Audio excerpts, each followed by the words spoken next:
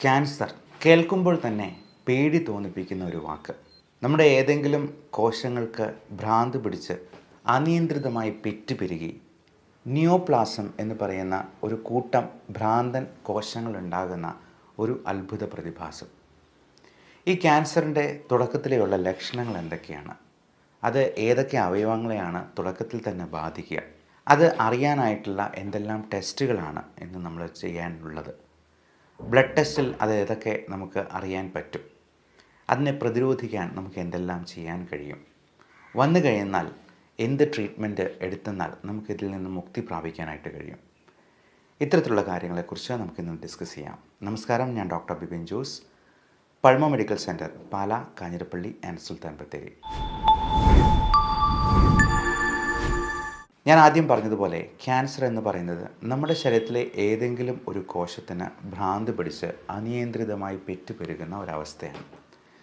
അതിന് ട്രിഗറിങ് ഫാക്ടേഴ്സായിട്ട് ചിലപ്പോൾ നമ്മുടെ തന്നെ ചില ദുശീലങ്ങളോ ഭക്ഷണശീലങ്ങളോ നമ്മുടെ സെഡൻറ്ററി ലൈഫ് സ്റ്റൈലോ നമുക്കുണ്ടാകുന്ന ഓക്സിഡേറ്റീവ് മെൻ്റൽ സ്ട്രെസ്സ് പോലും കാരണമാകാം.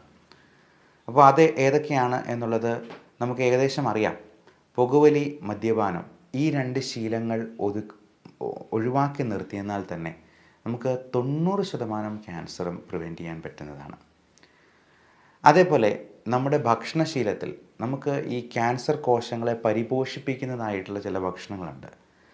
വളരെ ഹൈ ഷുഗർ കണ്ടൻ്റുള്ള, പ്രത്യേകിച്ചും ഒത്തിരി മധുരം, ചോക്ലേറ്റ്, ബേക്കറി സാധനങ്ങൾ, മൈദ അടങ്ങിയിട്ടുള്ള സാധനങ്ങൾ, ഒത്തിരി ആനിമൽ പ്രോട്ടീൻ, അതായത് മൃഗങ്ങളുടെ ഇറച്ചി, പലതരത്തിലുള്ള ലിവർ പോലത്തെ ആനിമൽ ഓർഗൻസ് തുടങ്ങിയതെല്ലാം ഹൈ ഗ്ലൈസിമിക് ഇൻഡെക്സ് ഉള്ളതും ചിലപ്പോൾ ഹൈ ഷുഗർ കണ്ടൻ്റ് ഉള്ളതും, ഇതെല്ലാം ഈ ഓങ്കോ ജീൻസിനെ, നമ്മുടെ ക്യാൻസർ ഉണ്ടാക്കാൻ പോകുന്ന ജീൻസിനെ ട്രിഗർ ചെയ്യാൻ പോകുന്നതുമാണ്.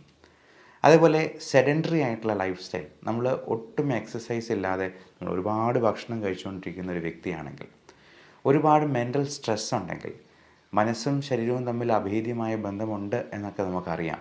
എന്നാലും ഈ സ്ട്രെസ്സിനെ നമുക്ക് കൺട്രോൾ ചെയ്യാനായിട്ട് പറ്റാതെ ചിലപ്പോൾ വരാറുണ്ട്. കഴിഞ്ഞ ദിവസം ഒരു പേഷ്യൻ്റ്, വെറും 20 വയസ്സുള്ള ഒരു ചെറുപ്പക്കാരനായ യുവാവ്, അവൻ്റെ പേരൻസ് തന്നെയാണ് അവനെ എൻ്റെ അടുത്തിൽ എത്തിച്ചത്. അവൻ ഭയങ്കരമായ ടെൻഷൻ കാരണം ഇപ്പോൾ 1 വർഷമായിട്ട് വീട്ടിൽ നിന്ന് പുറത്തിറങ്ങാൻ പോലും വിമുഖത കാണിക്കുന്നു. അപ്പോൾ +2 കഴിഞ്ഞതാണ്, ഡിഗ്രിക്ക് പോകാൻ പഠിക്കാനായിട്ട് അവന് പേടിയോ ആങ്സൈറ്റിയോ എന്താണ് എന്നുള്ളത് അവന് തന്നെ അറിയില്ല. സംസാരിക്കുമ്പോഴത്തേക്കും അവൻ്റെ മുഖത്തെ പേശികളൊക്കെ ഇങ്ങനെ വൈബ്രേറ്റ് ചെയ്ത്, അത് പേശികളിങ്ങനെ വലിഞ്ഞു മുറുകയാണ്. പ്രത്യേകിച്ച് ഈ ചുണ്ടുകളൊക്കെ ഇങ്ങനെ വിതുമ്പുകയും അവിടെ ഇങ്ങനെ കൺട്രാക്ഷൻസ് വരുന്നത് നമുക്ക് കാണാൻ പറ്റും. അപ്പോൾ അത്രയും സ്ട്രെസ്ഫുള്ളായിട്ട്, ഭയങ്കര ആങ്ഷ്യസ് ആയിട്ട്, എന്തിനെന്ന് കാരണമില്ലാതെ നമ്മൾ സ്ട്രെസ്സ് ചെയ്യുമ്പോഴത്തേക്കും ഈ പറഞ്ഞ പോലത്തെ പ്രശ്നങ്ങൾ നമ്മുടെ ശരീരത്തെ ആകമൊത്തം ബാധിക്കാനായിട്ട് ഇടയുണ്ട്. മാത്രമല്ല, നമ്മൾ ഈ മാനസിക രോഗങ്ങൾ, അസ്വസ്ഥതകൾ എന്ന് പറയുന്നത് എല്ലാവരെയും ബാധിക്കുന്നതാണ്. അത് കൺട്രോൾ ചെയ്യാതെ നിന്ന് കഴിഞ്ഞാൽ ഒരുപാട് നമ്മൾ വിചാരിക്കുന്നതിനേക്കാൾ അപ്പുറം പ്രശ്നങ്ങൾ നമ്മുടെ ജീവിതത്തിൽ ഉണ്ടായേക്കാം. അപ്പോൾ ആങ്സൈറ്റി, ഡിപ്രസീവ് ഇൽനെസ് തുടങ്ങിയ കാര്യങ്ങളൊക്കെ എല്ലാ ആളുകളിലും ഉണ്ടാകുന്നതാണ്. അത് നമ്മുടെ ഉറക്കത്തെ കുറച്ച് കളയുന്നുണ്ട്, നമ്മുടെ സ്ട്രെസ്സിന് ഒരു വലിയ ഫാക്ടറാണ് എന്ന് സ്വയം തിരിച്ചറിയുകയാണ് ഏറ്റവും പ്രധാനം.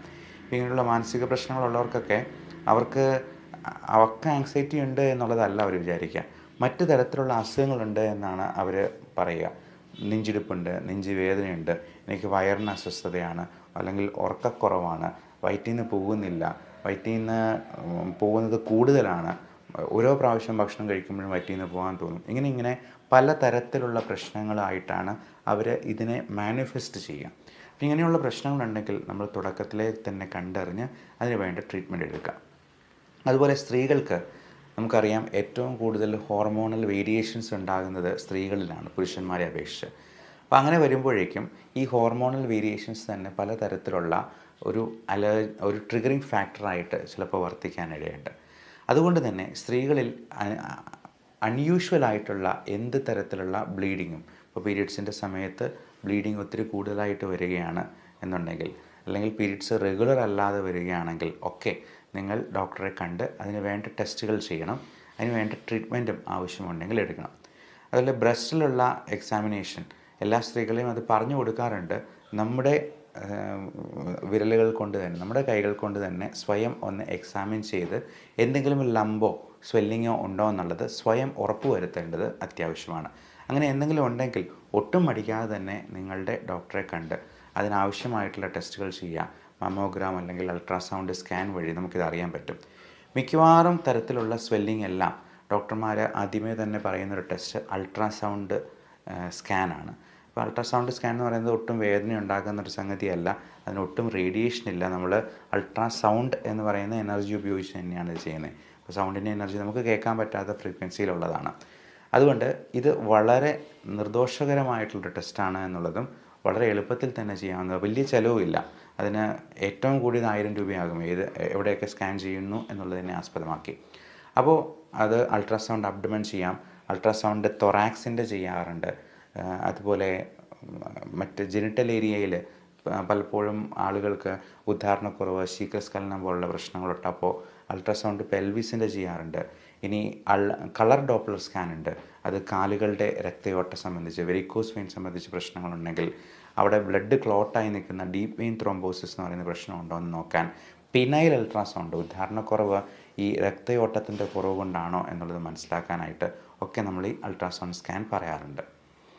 കൂടാതെ അത്യാവശ്യമെങ്കിൽ ഡോക്ടർ ഇതിന് ചെസ്റ്റ് എക്സ്റേ എടുക്കാനായിട്ട് പറയും. നമ്മുടെ ശ്വാസകോശങ്ങളെയും അതിനിടയിലുള്ള മീഡിയാസ്റ്റൈനം എന്ന സ്പേസിനെയുമാണ് ഏറ്റവും കൂടുതൽ ഈ അർബുദങ്ങൾ അല്ലെങ്കിൽ അർബുദത്തിൻ്റെ സെക്കൻഡറീസ് ബാധിക്കാനിടയുള്ളത്. അതുകൊണ്ട് ചെസ്റ്റ് എക്സ്റേ, ഇപ്പോൾ ന്യൂറോ സംബന്ധമായിട്ടുള്ള എന്തെങ്കിലും പ്രശ്നങ്ങളുണ്ടെങ്കിൽ തലയുടെ സ്കാൻ, അത് MRI സ്കാനാണ് ഏറ്റവും ഉചിതം. അത് അല്പം ചിലവേറിയതായതുകൊണ്ട് റേഡിയേഷനുള്ള CT സ്കാൻ വേണമെങ്കിലും ചെയ്യാനായിട്ട് ഡോക്ടർ പറഞ്ഞേക്കാം. MRI സ്കാനിന് യാതൊരു റേഡിയേഷനും ഇല്ല എന്നുള്ളത് കൊണ്ട് അത് സേഫാണ്, പക്ഷേ അത് ചിലവേറിയ ടെസ്റ്റാണ്. അപ്പോൾ ഇങ്ങനെയുള്ള ടെസ്റ്റുകൾ ആവശ്യമുണ്ടെങ്കിൽ ചെയ്ത് നോക്കുക. ഇത്തരത്തിലുള്ള ലക്ഷണങ്ങൾ, പ്രത്യേകിച്ചും നമ്മുടെ കഫത്തിൽ രക്തം കാണുക, എവിടെയെങ്കിലും ബ്ലീഡിങ് ഉണ്ടാവുക, അതായത് വയറ്റിൽ നിന്ന് പോകുന്നതിൽ ഒത്തിരി ബ്ലഡ് ഉണ്ടാവുക. നമ്മൾ വയറ്റിൽ നിന്ന് പോകുമ്പോഴത്തേക്കും പലപ്പോഴും മലത്തിലുള്ള ബ്ലഡ് അത് കറുപ്പ് നിറത്തിൽ കാണാൻ സാധ്യതയുണ്ട്. അപ്പോൾ ഈ കറുപ്പ് നിറത്തിലുള്ള മലം എന്ന് പറയുന്നത് ഈ സ്റ്റൂൾ ഒക്കൾട്ട് ബ്ലഡ് എക്സാമിനേഷൻ നോക്കി അതിൽ മലത്തിൽ ബ്ലഡ് കലർന്നിട്ടുണ്ടോ എന്നുള്ളത് നമ്മൾ പ്രത്യേകമായിട്ട് ഉറപ്പ് വരുത്തേണ്ടതുണ്ട്.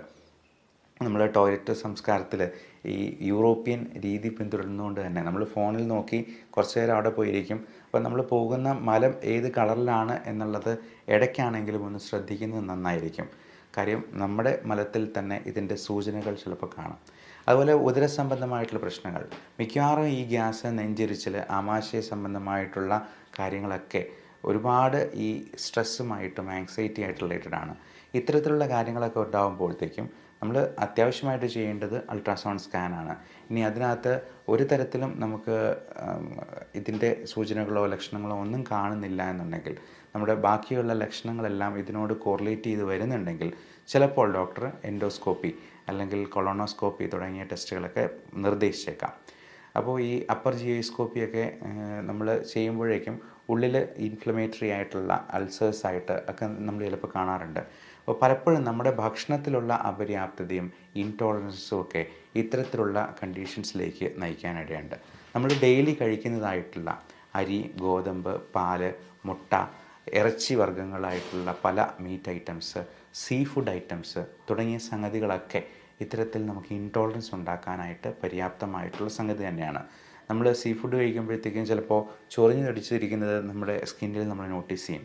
പക്ഷേ ഇത്തരത്തിലുള്ള പല ഭക്ഷണങ്ങളും നമ്മുടെ ആമാശയത്തിലും കുടലിലുമൊക്കെ വ്രണങ്ങളായിട്ടും ഇൻഫ്ലമേഷനായിട്ടും ഒക്കെ ഉണ്ടാക്കിയിരിക്കുന്നത് നമ്മൾ എൻഡോസ്കോപ്പി ചെയ്യുമ്പോൾ മാത്രമാണ് കാണുക.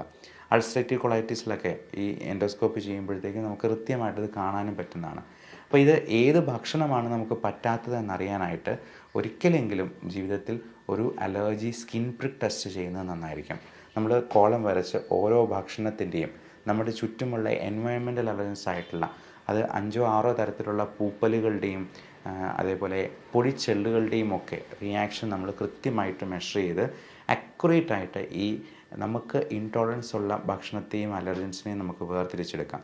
അപ്പോൾ അതിൽ ഒഴിവാക്കാൻ പറ്റാത്ത ഭക്ഷണങ്ങൾക്ക് അല്ലെങ്കിൽ അലർജൻസിന്, കാണാൻ പറ്റാത്ത കാര്യങ്ങൾക്കൊക്കെ ഇമ്മ്യൂണോതെറാപ്പി എന്ന ചികിത്സയിലൂടെ ഇത്തരത്തിലുള്ള പ്രശ്നങ്ങളെ നമുക്ക് പൂർണ്ണമായിട്ട് മാറ്റിയെടുക്കാം. അത് അലർജി സംബന്ധമായിട്ടുള്ള പ്രശ്നങ്ങൾക്കാണ് ഏറ്റവും കൂടുതൽ ഉപയോഗിക്കുക.